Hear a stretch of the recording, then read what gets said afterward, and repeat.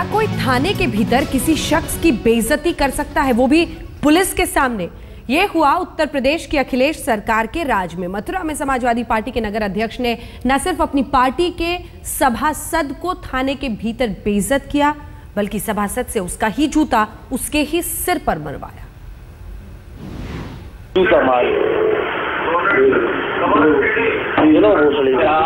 सरकार मेहरबान तो नेताजी पहलवान। अखिलेश सरकार में एसपी नेताओं की दबंगई और गुंडागर्दी की ये ताजा तस्वीरें हैं। अपनी ही पार्टी के एक सभासद से खफा हो गए मथुरा में समाजवादी पार्टी के नगर अध्यक्ष। सभासद को जबरन थाने बुलवा लिया। गुंडागर्दी की इंतहा तो देखिए कि पुलिस के सामने ही सभासद को उसके ही सिर पर जूते मारने के लिए मजबूर कर दिया, वो भी पूरे 26 बार। 14, 15, 16, 17, 18, 19, 20, 21, 22, 23, 24, 25। अब तक बैठक लगा चल। थाने में बैठे कानून के प्रहरी तमाशा देखते रहे और समाजवादी पार्टी का नगर अध्यक्ष सुजीत वार्णे खुलकर हंसता रहा। अपनी पार्टी के सभासद से उसके ही सिर पर जूते मरवाकर खुश होता रहा, लेकिन पुलिस ने समाजवादी पार्टी के नेता को रोकना तक ठीक नहीं समझा। 16, 17, 18, 19, 20, 21, 22, 23, 24, 25। अब तक बैठक लगा चल। और मैंने इन लोगों के हाथ विनती भी जोड़े हैं, साहब अगर मुझसे कोई गलती हुई है तो मुझको क्षमा करें।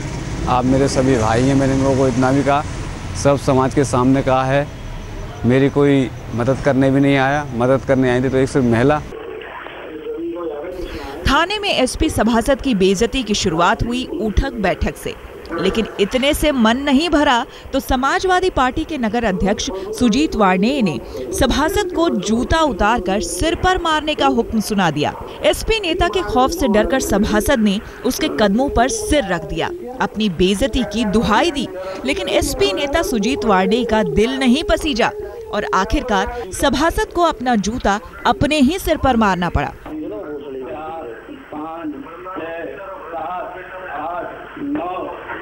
छू रहे हैं, वो किसके पैर छू रहे हैं और क्यों छू रहे हैं? वो सुजीत वासुड़े के पैर छू रहा सर। आपने जो यहाँ ये माफी मांगी चौकी पर, वहाँ कौन कौन थे पुलिस के अधिकारी मौजूद? वहाँ सभी थे, इंचार्ज वगैरह वहाँ पर सब मौजूद थे। एसपी सभासद की माने तो उसने समाजवादी पार्टी के नगर अध्यक्ष के खिलाफ आवाज उठाई थी। सभासद के मुताबिक उसने एक लड़की से छेड़छाड़ करने पर नगर अध्यक्ष के खिलाफ केस दर्ज करने की मांग की थी, जिससे गुस्साए नगर अध्यक्ष ने उसे थाने बुलाकर रेप केस में फंसाने की धमकी दी। घबराए सभासद ने माफी मांगी तो उससे उठक बैठक कराई और जूते मरवाए। थाने के भीतर एसपी नेता की दबंगई का मामला गरमाया तो पुलिस ने कार्रवाई करते हुए थाने के सब इंस्पेक्टर के साथ 3 कांस्टेबल को सस्पेंड कर दिया, लेकिन एसपी नेता के ऊपर अभी तक पुलिस ने कोई भी कार्रवाई नहीं की है। इसकी जांच मैं सीओ सदर श्री अतुल श्रीवास्तव को दिया हूं और 3 दिन में हमको इसकी रिपोर्ट देंगे और यदि पुलिस इसमें दोषी है तो निश्चित रूप से कार्रवाई 3 दिन के अंदर आपको दिखाई देगी। ये बड़े खेद का विषय है कि इस तरह की अगर कोई घटना हुई है तो ऐसा इस पर कठोर से कठोर कार्रवाई होनी चाहिए।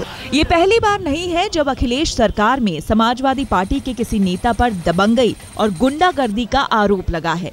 हालांकि हर बार की तरह इस बार भी समाजवादी पार्टी ज्यादा कुछ कहने से बच रही है, जबकि तस्वीरें सामने आने के बाद बीएसपी ने यूपी सरकार पर सीधा हमला बोल दिया है। इससे बड़ा और एविडेंस क्या हो सकता है उत्तर प्रदेश में बिगड़ी हुई कानून व्यवस्था का? ये बहुत बड़ा एविडेंस है कि यूपी की जो कानून व्यवस्था बहुत ज्यादा खराब है। वहाँ पे कानून का नहीं बल्कि जंगल राज चल रहा है। और ये उसमें सारी चौकी को सस्पेंड कर दिया गया है और अगर कोई नेता होगा तो वो भी हो सकता है जेल चला गया हो। इन तस्वीरों के सामने आने के बाद यूपी सरकार फिर कटघरे में है, इस सवाल के साथ कि आखिर समाजवादी पार्टी के राज में यूपी की कानून व्यवस्था इस हद तक चरमरा क्यों जाती है। 14, 15, 16, 17, 18, 19, 20, 21। मथुरा से मदन गोपाल शर्मा के साथ आज तक ब्यूरो।